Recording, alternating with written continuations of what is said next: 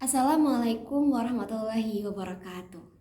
Halo semuanya, perkenalkan aku Inai. Hari ini kita akan mendengar sebuah cerita luar biasa tentang keberanian dan bukti kekuasaan Allah Ta'ala. Ini adalah kisah tentang rencana pengapungan dan pembunuhan Rasulullah Shallallahu Alaihi Wasallam oleh kaum Quraisy. Pada saat itu, ketika para sahabat Rasulullah mulai berhijrah ke Madinah, membawa anak-anak dan harta benda mereka, kaum musyrikin Quraisy merasa sangat gelisah. Mereka sangat cemas dan takut akan kehilangan kekuasaan dan ekonomi mereka. Jika dakwah Islamiyah nantinya berpusat di Yasrib atau Madinah, maka hal ini akan sangat membahayakan sekali bagi kaum Quraisy, apalagi bila penduduknya berseteru dengan mereka. Mereka tahu bahwa Muhammad Shallallahu Alaihi Wasallam adalah pemimpin yang luar biasa dengan sahabat-sahabat yang setia dan berani. Dan mereka juga tahu bahwa di Yasrib ada suku Aus dan Khazraj yang kuat dan siap mendukung dakwah Islam.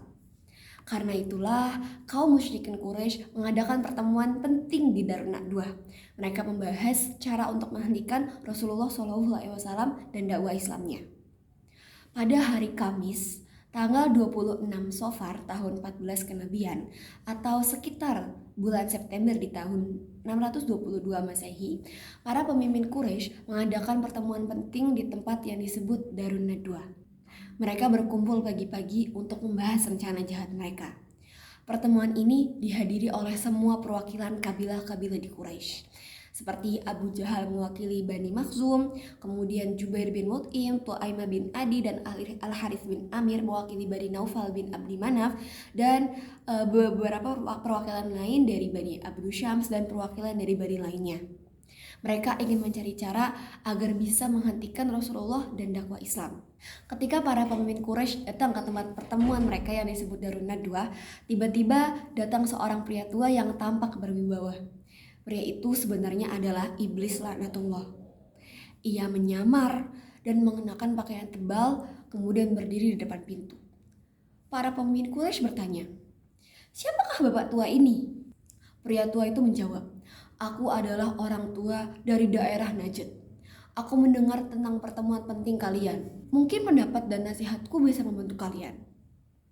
Para pemimpin Quraisy pun berkata, "Baiklah, silakan masuk." Lalu pria tua itu pun masuk bersama mereka.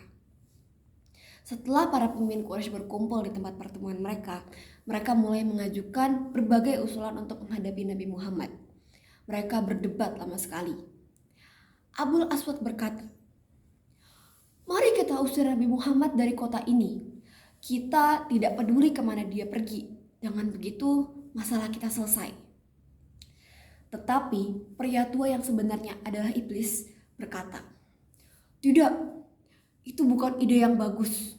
Nabi Muhammad pandai berbicara dan bisa mempengaruhi orang. Jika dia pergi ke tempat lain, dia bisa mengumpulkan orang-orang untuk melawan kita dan kembali menyerang kita. Kita perlu ide yang lain." Begitulah kata iblis tersebut. Lalu ada pendapat lain dari Abul Bukhturi. Dia berkata, "Mari kita kurung Nabi Muhammad dalam penjara besi dan biarkan dia di sana sampai dia mati, seperti yang terjadi pada penyair-penyair terdahulu." Tetapi pria tua itu yang sebenarnya adalah iblis menanggapinya lagi. "Tidak, itu bukan ide yang bagus. Jika kalian mengurungnya, para sahabat pasti akan datang dan membebaskannya. Mereka akan menyerang kalian dan mengambil alih kekuasaan kalian. Kita butuh rencana yang lebih baik." Kemudian akhirnya Abu Jahal yang sangat jahat, padahal beliau adalah paman Rasulullah, mengusulkan ide yang paling keji. Dia berkata, "Mari kita pilih seorang pemuda dari setiap kabilah, lalu kita berikan pedang yang tajam kepada mereka.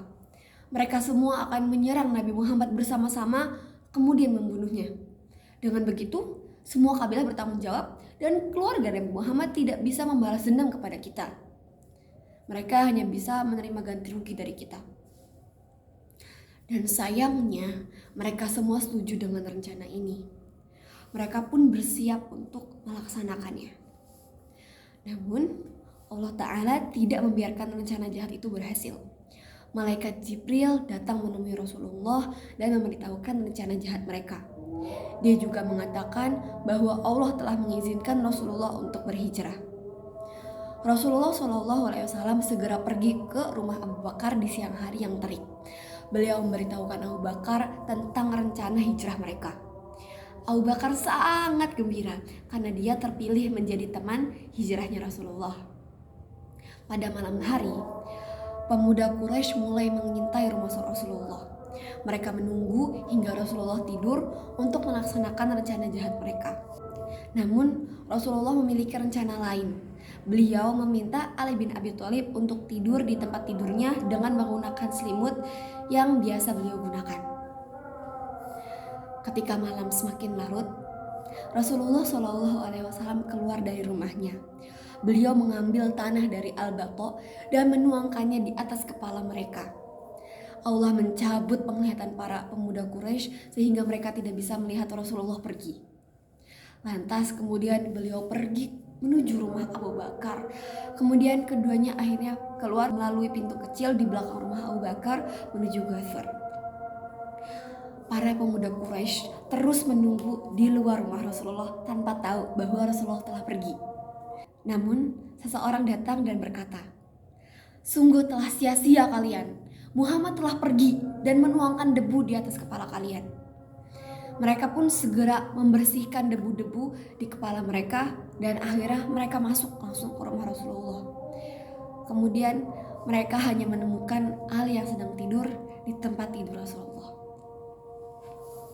Allah berfirman dalam Quran surat Al-Anfal ayat 30 yang berbunyi, A'udzubillahi minasyaitonirrajim. Bismillahirrahmanirrahim.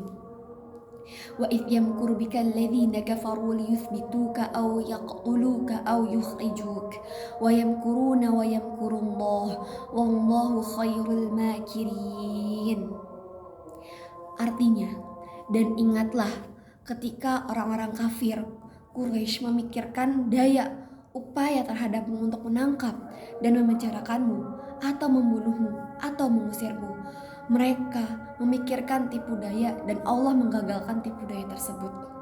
Dan Allah sebaik-baiknya pembalas tipu daya. Begitulah Allah senantiasa melindungi Rasulullah SAW. Ini merupakan salah satu bentuk kekuasaan Allah yang selalu ada dan senantiasa melindungi hambanya. Semoga kita selalu ingat untuk bersabar dan percaya kepada Allah Ta'ala bahwa Allah akan selalu membantu hamba-hambanya yang meminta pertolongan kepadanya. Sampai jumpa di kisah berikutnya. Assalamualaikum warahmatullahi wabarakatuh.